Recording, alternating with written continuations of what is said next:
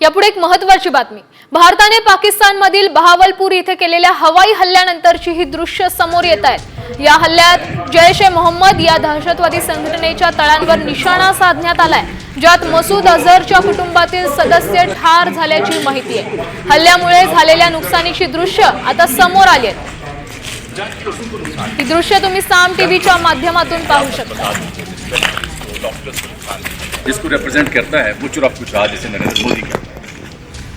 ही दृश्य तुम्ही पाहताय बहावलपूर मध्ये जे अड्डे नष्ट करण्यात आलेत ऑपरेशन सिंदूर दरम्यान, त्यानंतर उद्ध्वस्त झालेला हा जो सगळा परिसर आहे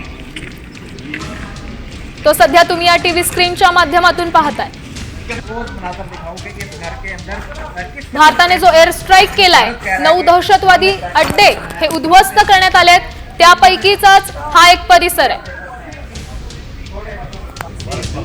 बहावलपूर जिथे दहशतवाद्यांचे अड्डे होते आणि ते आता ऑपरेशन सिंदूर दरम्यान उद्ध्वस्त झाले।